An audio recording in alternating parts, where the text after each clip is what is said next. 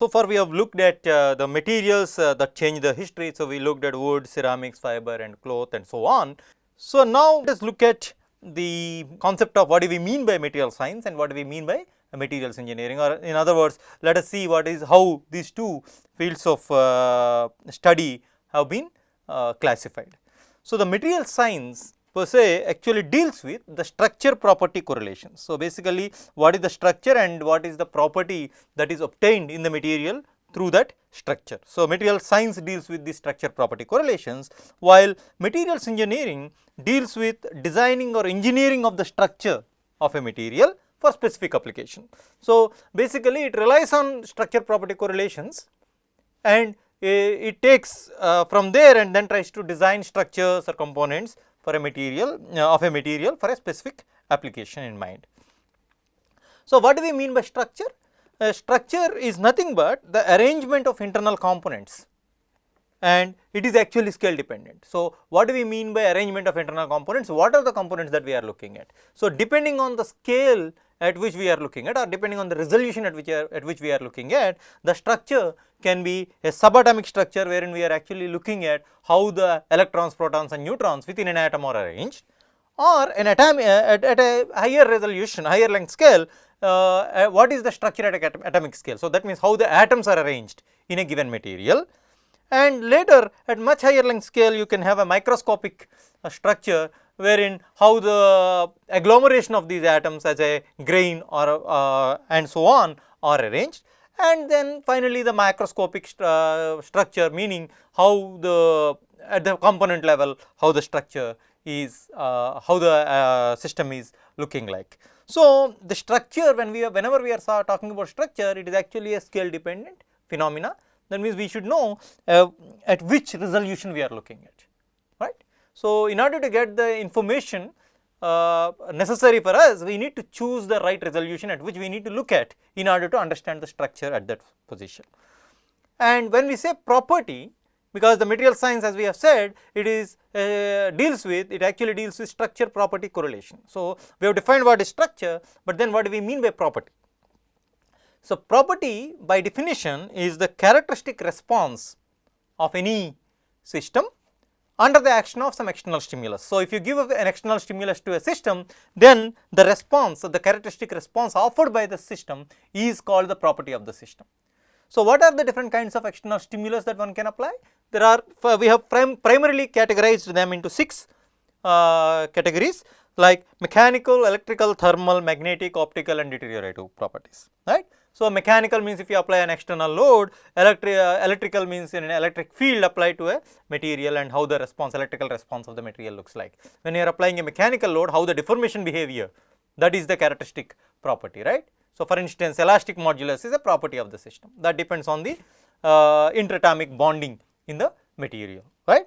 So, so you need to know the interatomic bonding, how the interatomic bonding is existing in the particular material, and that gives rise to the property called elastic modulus. Some other properties might require the information at higher length scale, right. For instance, if you are talking about yield strength, then we are actually talking about dislocation motion, that is at a much higher length scale than the individual bonds between the atoms.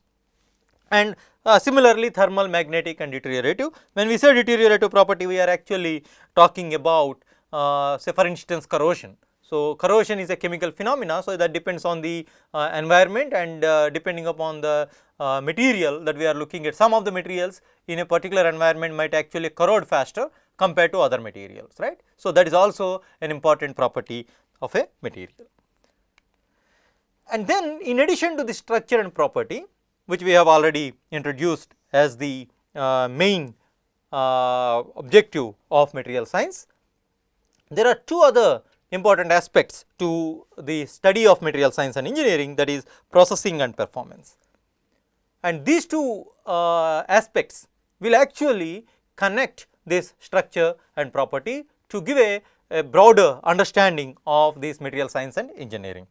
So this diagram is popularly known as PSPP diagram in material science. So here we see that the processing, structure, property, performance. So the way that we should look at this line diagram is that we know, as we have discussed already, the properties of a given material depend on the underlying structure.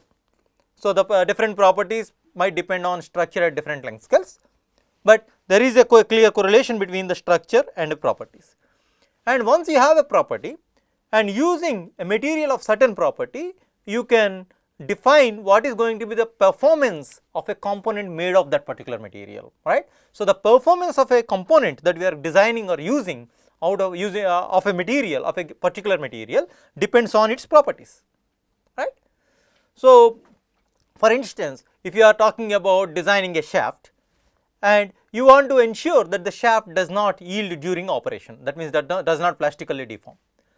So, the yield strength of the material is a property of the material. For instance, if the shaft is made of steel, then the yield strength of this steel is a property that is going to determine what is the performance. What do we mean by performance here? When we are applying a load, whether the material will yield or not under the applied loading scenario that is prevalent for that particular structure.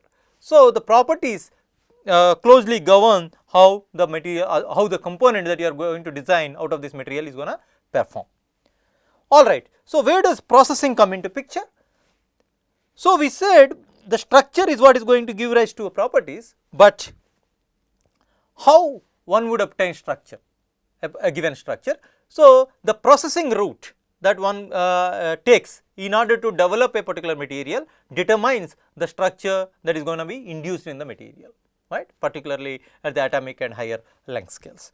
So, the processing is the key which will give rise to a structure, and that in turn gives certain properties that will determine the performance of the component.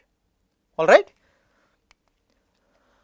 Okay, so having discussed the fact that the properties are going to the important aspect of the material which is going to govern the performance of the component. So, here we are going to look at the material property landscape. Here we are looking at 4 different properties. However, there are other properties which are of importance in general, but here in this class we are going to look at these 4 important material properties called density, elastic stiffness, strength, tensile strength and fracture toughness. Okay. So, let us look at each and every one of them. So, here we are showing density for different class of materials. So, we have 4 different classes: metals, ceramics, polymers and composites. So, we see that the metals seem to have a range of density. So, that means different materials, if you are taking materials falling under the class of metals, the metals seem to show a large range of variation of density. There are materials which are extremely light like aluminum and magnesium, but extremely heavy like materials like platinum, silver, copper and so on, right. So, in general the metals show a very wide range of densities, but they are usually known to be heavy elements. And now, let us look at the ceramics. We will see what are ceramics at in a couple of minutes.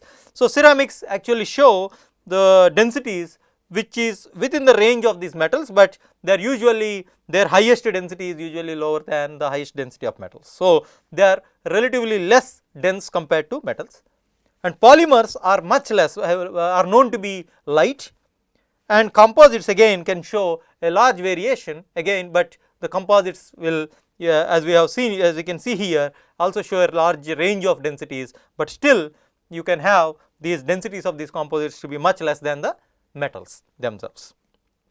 So, if you are looking at the design of a particular component and you have to see whether the weight of a component is a primary concern or not. If the weight of a component is a primary concern, then you might want to look at the material property landscape and then decide which of the materials will be the best candidates for the component that you are going to design. And now, let us look at elastic stiffness. So, basically elastic stiffness is going to give you a measure for the resistance to deformation, right. So, if you what is this elastic stiffness or Young's modulus of elasticity? If you have if you remember your applied mechanics lab where you have done uniaxial tension test on a material, particularly probably you would have done on steel, then you would have got the linear elastic part. This is the slope of this guy is what is called elastic stiffness, and that is what is shown here, right. So, here you can clearly see that the metals and ceramics show very high stiffness, while polymers show low stiffness, and of course, you can have polymers of different kinds which are spanning from very low stiffness to a moderate stiffness. So, for metals, ceramics and are going to show very high stiffness values, while polymers show very low stiffness, that is probably one of the weakest points of polymers, and composites again can show moderate to high values of stiffness. And now the third property that we are looking at is the fracture toughness. So, the fracture toughness is nothing but is the resistance for the crack propagation, or in other words, the toughness of the material is the ability of the material to absorb energy before actually going to fracture. So, the more amount of energy that it can absorb means that it has more fracture toughness. Okay. Again, metals win here, they have extremely high fracture toughness compared to ceramics. Ceramics are not known to be tough, right? They are highly brittle, and hence if they fail suddenly, while metals will give you some indication that they are actually going to fail. So, ceramics are known to be materials with low fracture toughness, similarly polymers, but again composites here have again a range. So, they go from very low fracture toughness to almost similar fracture toughness as metals. And the last property that we are looking at is a tensile strength. So, tensile strength is basically ultimate tensile strength of the material that we have you probably have already measured for steel in your applied mechanics lab. Here you can see that the tensile strength of metals again is higher, and ceramics also have similar or sometimes more tensile strength. Polymers again have a low tensile strength, and composites again have a range. So, very low value to very high values, right. So, this is how the different kinds of materials show properties, exhibit properties as we have seen here, and by looking at this material property landscape, one can make an informed decision on on the choice of the material for a specific application.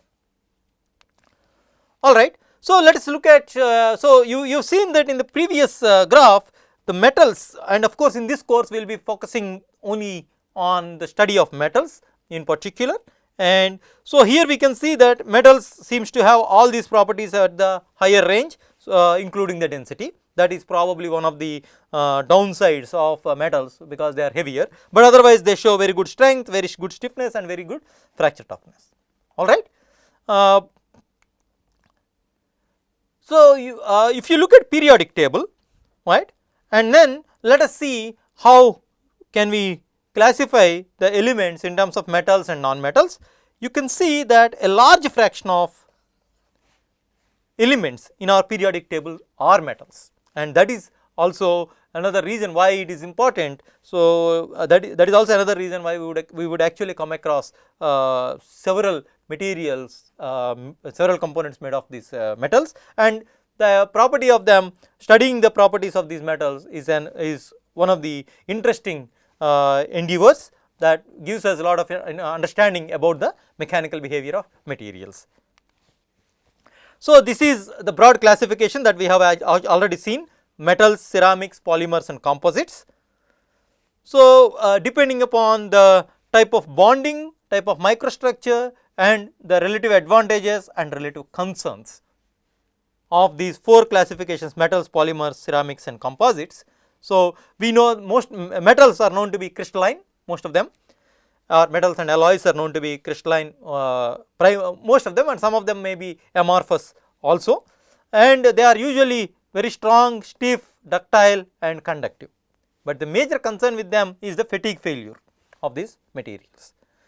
Similarly, polymers again, they have advantages are low cost, low weight and they are corrosion free, whereas metals are known to be suffering from the problem of corrosion, and they have the problem with polymers is, as we have seen, they have low strength and low stiffness, and they actually show this behavior creep failure. And similarly for ceramics, they are extremely strong, stiff, hard and high temperature resistant, but they are extremely brittle, their fracture toughness is a major concern. And composites, which are relatively new class of materials, and they show very good strength, stiffness and lightweight, The only problem with the composites is a very high cost because of their manufacturing process being extremely complicated compared to rest of the materials.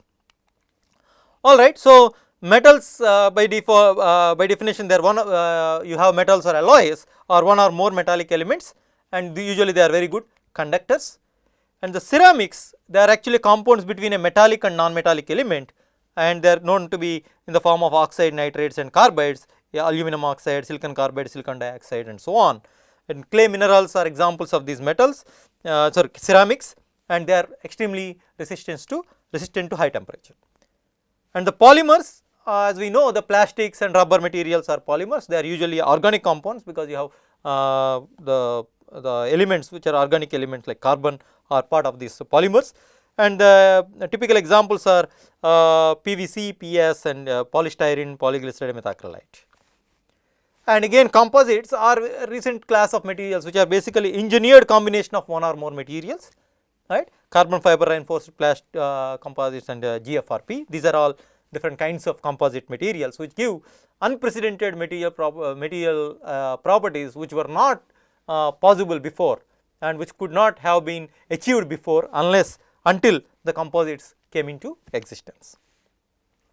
And there are advanced class of materials now people are looking at, like such as semiconductors, which we have already been using extensively in all the electronic equipment. Now people are talking about biomaterials. So, for instance, bioimplants and tissue regeneration materials and so on. And the smart materials which actually show, suppose if you take a material and if you give an electric field, then it will give you a mechanical response. So, that means depending upon the surrounding environment, the material can respond to the stimulus provided by the environment. Such materials are called smart materials.